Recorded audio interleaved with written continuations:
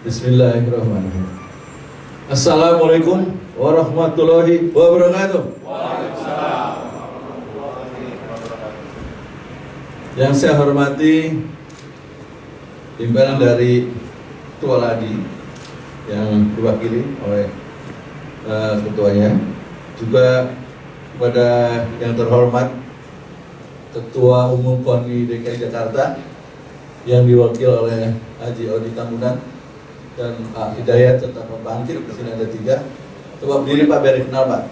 Nah ini dia, langsing-langsing. Tepuk tangan dulu dong. Bajunya saja sudah koordinasi. Dan juga para Pemprov se-Indonesia yang hadir, kami undang ada 13 yang hadir sekarang. Maaf. Kepala Dinas Olahraga DKI Jakarta, Pak Ferry, yang sorry tadi saya pikir orang Pengganti Pak. Habis datang banget. Mohon maaf nih, saya nggak lihat.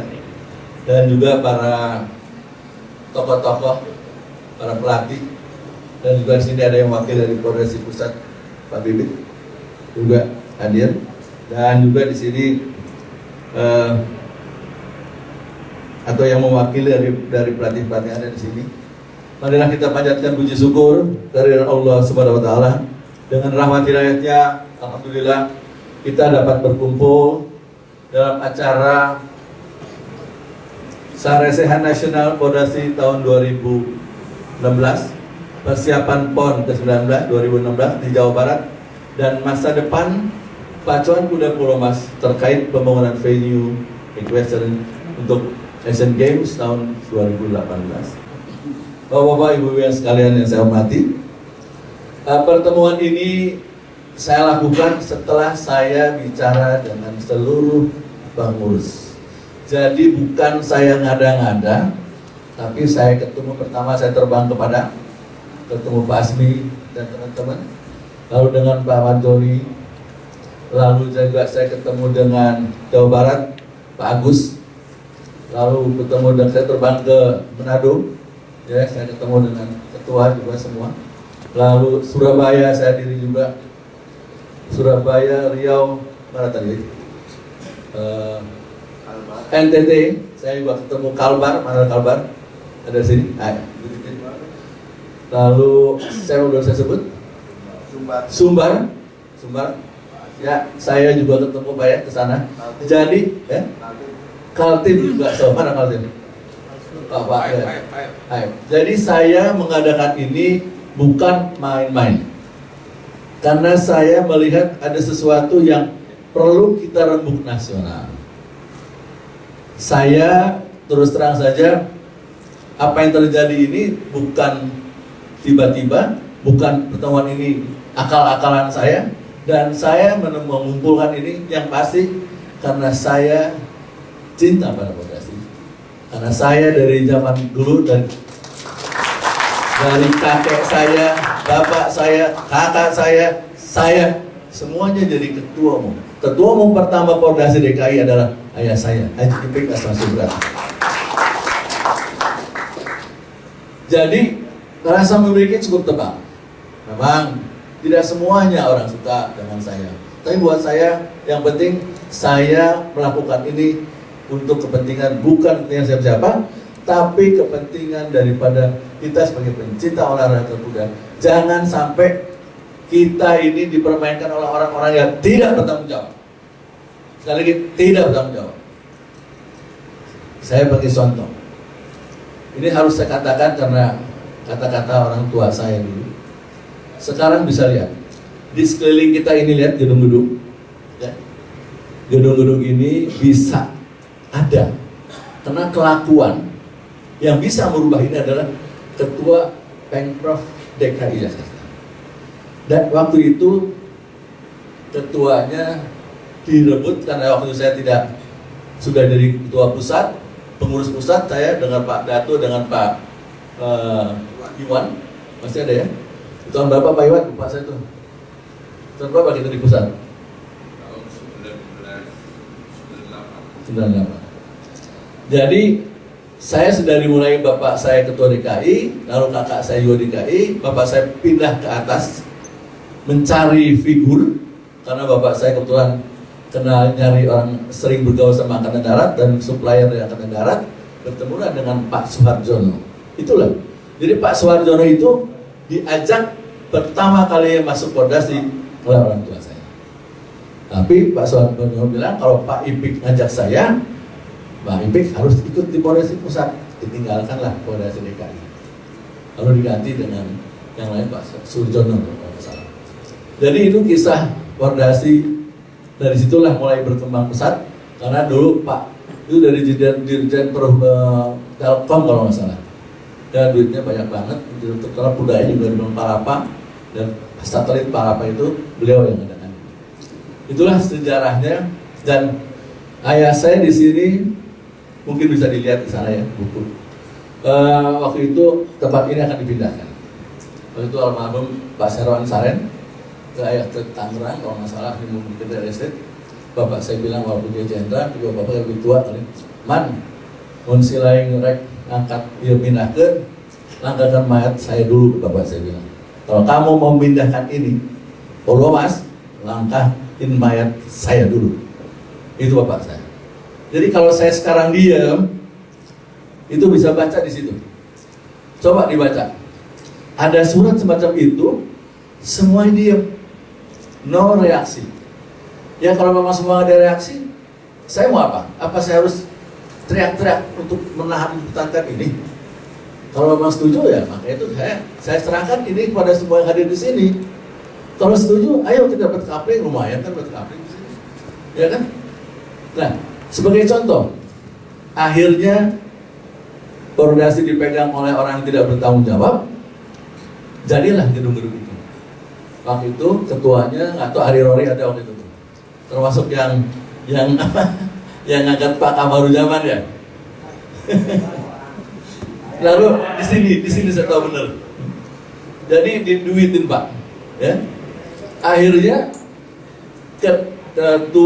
Direktur Utama PT Pulomas Jaya merangkap Ketua Umum Pordasi DKI Jakarta. Bayangin Pak, saya tanya sama dia, dia pakai baju Pordasinya di luar apa di dalam nih? Tanya deh, saya bilang gitu, jatuh di sini. Dia janji enggak, ya kan? Ternyata, alhamdulillah, semuanya rata. Kantor Pordasi semua kagak, semuanya tidak ada janji-janji bikin pacuan 2 bulan, sebulan 2 kali sekali nggak ada. Akhirnya saya diajak Pak Edi Sadar, Pak Alex bisa nggak ambil alih itu Pordasi DKI? Aduh, ngapain juga nih, itu udah tua nih, saya udah ngapain juga, ayo kan muda-muda aja lah. Tapi karena diminta, saya tanya sama sesepuh kita juga nih, Pak Dato sama Pak Iwan, ini kita diminta aja turun pangkat nih, mau nggak nih ngurusin DKI gitu. Saya bilang ya sepakat, kalau memang untuk kepentingan DKI, untuk supaya ini tidak diratakan, ayo kita jalan sama-sama. Akhirnya saya bikin musda, sayalah kepilih dan rata. Dan alhamdulillah dengan saya ada di sini 8 tahun kita tidak punya kantor, sekarang tuh udah punya kantor yang DKI dikembalikan. Saya ketemu Ahok sama Jokowi, ya kan? Kita punya tempat ini tadinya tidak boleh dipakai, sekarang boleh dipakai. Kandang tidak punya, sekarang DKI punya 20 kandang gratis, 40 kandang gratis. Tapi nggak punya kuda, orang-orangnya nggak ada. Bayangin, kita nggak punya pengurus, kudanya nggak ada, pemiliknya nggak ada juga. Jadi saya ini dari nol Pak Andi. Maka itu saya cari kuda-kuda Pak Andi itu supaya dibeli sama teman-teman saya. Akhirnya punya pimpinan, saya mimpin tapi nggak punya anggota karena yang ngancurin ini Pak Kamarudzaman. Akhirnya saya lapor sama Ahok, dipanggil dia, nah, udah seru dari situ. Kita berdebat. Sekarang kalau mau lihat bisa dilihat tuh di YouTube-nya. Dan dia bisa sama saya, Pak Alex, ini orang mau diapain nih? Pindahin. Nah sekarang gantilah dengan Pak Landi yang buat saya agak baik. Terus terang baik ya. Sayangnya ada teman-teman kita yang nakal lagi. Ada yang nakal lagi nih. Ini yang bikin tadi itu bukan orang lain Pak. Gambar itu mana tadi gambar? Coba dilihat ya. Ada di situ. Itu gambar desainnya itu dibikin oleh teman kita juga Pak. Gila nggak? Ini dibikin oleh teman kita ini. Coba, apa nggak sakit jiwa? Dulu waktu saya ajak di sini, saya minta waktu SEA Games, ini saya minta di sini. Apa jawaban dia? Saya ribut lagi di situ. Dia bilang apa? Ini tidak memadai dan tidak pantas untuk equestrian. Nggak tahu yang diminta Pak. Di tempat dia, di kampung sono. Sekarang dia ke sini. Tadinya dia bilang nggak pantas, sekarang jadi pantas. Sini diratain, ya terang aja pantas Pak, biaya 200 miliar. 200 miliar Pak. Coba bayangkan. Ya? Lalu dengan mengembel-embel equestrian, ada FAI begini, ini dari didatangi lah. Pak Landi ini terpengaruh. Jadi waktu saya ngobrol di sini, akhirnya mungkin dalam rapat kemarin akhirnya jadi ribut. Akhirnya saya kemarin datanglah ke rumahnya wakil gubernur, kebetulan tetangga saya. Kebetulan juga saya ketua RW-nya. Saya cerita segala macam. Saya terganggu sekarang. Saya tidak mau dibilang saya kadang-kadang. Kenapa saya undang sini? Saya minta kesepakatan bersama. Kita tanda tangan bersama. Kita tulis nanti kan tanda tangan pakai banner putih. Tulis kita tidak setuju. Kita setuju Asian Games, tapi kita tidak setuju ini dialih fungsikan. Setuju nggak begitu? Setuju. Tepuk tangan buat kita semua. Jadi saya tambah semangat nih. Kalau enggak terus terang. Ya kalau saya mau kan kalau 200 miliar dapat 1% kan, alhamdulillah. Kita nih tiap hari keluarin duit nih. Ya kan kali ini lah sekali-sekali lah. Ya, jadi sekali lagi saya minta dukungan penuh dari teman-teman. Ya, kalau tidak, ya sudah. Seperti contoh, saya dikerjain terus Pak, Bapak. Saya Pak ini, Pak Dinas, saya ini nih tukang jadi penjaga tempat pacuan di Lembang Pak, udah 30 tahun saya di sana. Akhirnya sekarang Pemprovnya, Pemda ya, Bupatinya itu baik. Akhirnya Pak Alex terima kasih sudah dijagain, kita akan bangun. Anggaran udah ada tuh 750 juta, sedikit dulu. Lalu kita juga bertahan di mana? Astamanik, saya jadi ketua panitia Pak. Bayangkan, ketua koordinasi suruh jadi ketua panitia sana untuk mencegah itu dibongkar. Udah Pak, habis-habisan. Truk gak bisa masuk, segala gak bisa masuk. Rupanya desa di depan itu, di belakang saya itu Pak, terima duit. Jadi ibaratnya saya suruh maju supaya soal tinggi gitu loh. Gila nggak Pak? Saya udah ngeluarin duit segala macam. Saya petangan petenteng. Nggak taunya dia 40 lipat. Terus, kok dia udah diratain saya bilang. Ketahuan 600 juta terima duit. Nah ini Pak, sudah banyak lapangan-lapangan kuda. Manahan sudah juga, sekarang Surabaya sudah juga, ya kan, Tegalega juga nggak ada. Nah sekarang apa kita setuju nih? Sekarang dibikin begini. Kalau memang kita setuju ya saya juga di Lembang juga terus terang. Saya dapat iming-iming juga Pak. Saya jadi satpam 30 tahun di situ, ada ongkos pinggir untuk satpamnya katanya. Gila nggak itu? Saya bilang boleh, kalau mau ini boleh. Saya mau pindah dari sini, bila mana dibikinkan dulu, baru saya pindah. Kalau tidak, nggak ada urusan sama semua. Itu saya.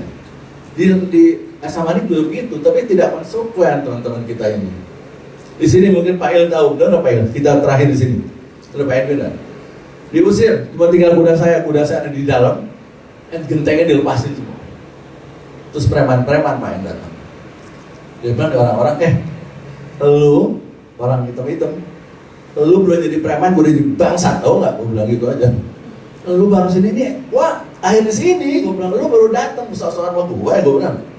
Dia sendiri mungkin Pak Il tahu, di situ tuh Pak. Sekarang tuh jadi apa tuh? Di rumah. Ternyata di belakang juga ada yang tanda tangan. Repot juga Pak Il. Korupsi nakal-nakal juga ini, ya kan? Pak Iwan mungkin tahu kan, Pak Dato mungkin tahu. Pak Agus tuh paling banyak kudanya, jagoan dulu bapaknya itu, torobretnya banyak gitu kan. Nah jadi saya minta kepada teman-teman atau pengurus yang ada di sini, ya kalau mau main jangan di sinilah, gitu. Main teman-teman cari duit jangan di sinilah. Pak Ilya, semua setuju nggak gitu? Nah, ini tempat main kita, janganlah, ya kan? Tapi jangan juga teman-teman kita ini, saya selalu mendapat cemoohan, tidak enak, saya terima Pak. Mungkin kalau saya nggak tahan banting, saya nggak akan ngacara ini Pak, nggak ada urusan sama semua, ya udah aja, ya kan? Tapi karena saya ini peduli, ya kan? Karena orang tua saya juga begitu keras, ya kan? Jadi saya harapkan semua juga bisa sama-sama saya.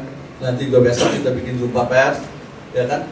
Tentu juga dari dinas olahraga, dari KONI juga saya mohon arahan. Nah, aturannya bagaimana Pak? Ya kan? Ini undang-undangnya jelas tidak boleh ada kena 5 tahun dan 20 miliar. Lalu juga di sini kalau kita mau dipindahin kemana? Ya kalau mau pindahin, apa enggak anggaran itu lebih besar lagi? Katanya 200, kalau bikin lagi ya 200 lagi. Tapi tempatnya di mana? Jadi saya mau nanti arahan kepada kepala dinas dan Pak dari KONI supaya semua teman-teman ini dengar bahwa kalau memang dari KONI setuju, ya saya mau bikin apa lagi?